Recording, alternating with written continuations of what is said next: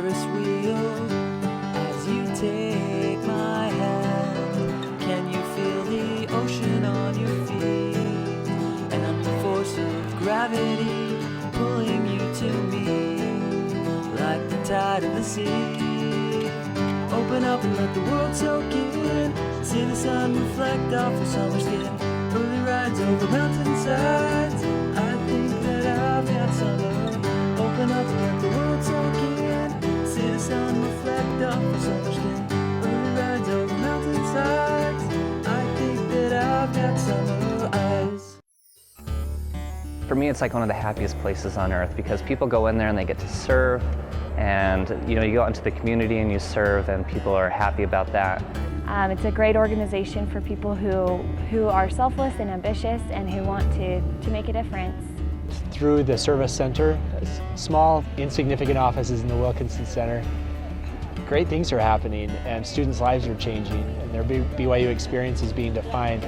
I think the people who do the service have the greatest change of heart. Really, I think service in every way brings God within their lives.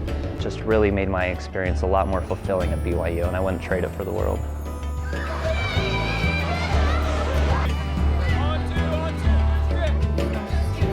I was one of the founding administrators for the center. So we had a director, and I was designated as the assistant director. We were provided some space and given some funding and support and some direction to launch a Center for Service and Learning. And the Jacobson Center was essentially a partnership between academics and student life. It started with a lot of promise and I think was well established in some things. It's since evolved. John was instrumental in starting the Service Council, the Student Service Council, and we carried that on. During my time as director, we changed our mission statement to what it is today with the 6 guiding principles, which I just love. In addition, we also installed the service bar. It was very expensive. You wouldn't believe how much a piece of wood would cost. We really, wanted it, and it's been a great thing. And I always wanted to use the slogan, "The only bar on campus," but they would never let me.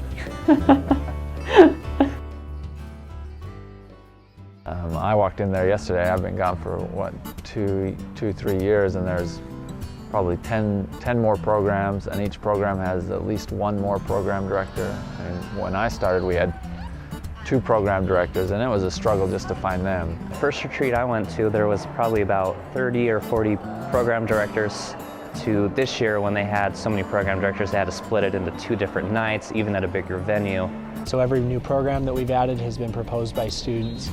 The growth that we've experienced has been driven by students. And when you look at the figures that Casey has for the center right now, it's just like exploded. Casey has really gotten a handle on everything, and he knows exactly how to run the center.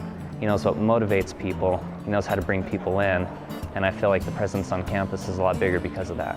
So I've just been fortunate to be just a really small part of watching the greatness happen. Casey has given people a lot more freedom of whatever they want to do, just to get the name of the center out. In many ways, the students' leadership capacities are beyond my own, and so I wanted to lean on them. I wanted to learn with them. I needed to learn with them.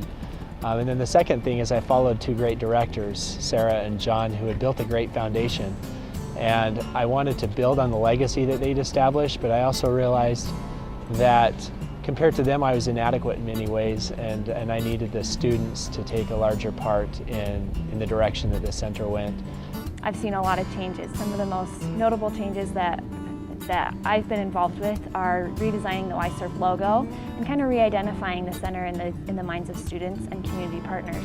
And it's a lot better known. I feel like beforehand, there weren't so many people who knew what the center was. It's hard for me to answer a question about the center, because when I think of the center, I start seeing faces and names and experiences. Being involved with the center was the best thing I did during my time at BYU. I mean, there's a lot of lessons that I, took with me from this institution, but the ones that really, kind of changed who I am, I learned at the Center for Service and Learning.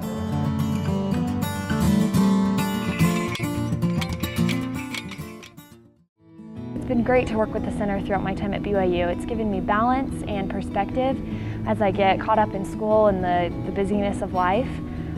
Being involved with people and associating with people who make service and make giving a priority it's changed the way I look at life, and it makes me want to be a better person and serve more and think about the people around me. For me, it's always been the highlight of my day, the time I get to spend in the Center for Service, where you feel like you're making a difference in the lives of other people, and you see your own personal growth. I love it. Watching the miracles in the lives of the students, I love it. I love when they come in and I see them get answers to prayers, and I love it when they make connections with answers to questions that they have, regarding life or anything else. And it changed my career goals. I want to work in nonprofit organizations when I graduate. Being a school teacher, I just notice a lot more how I can serve people, and how important, well, even more, I would notice how important it is for teenagers to start serving. I think probably the biggest lesson I learned was the fulfillment you get from service and the involvement that you have in other people's lives is what can bring you happiness in life.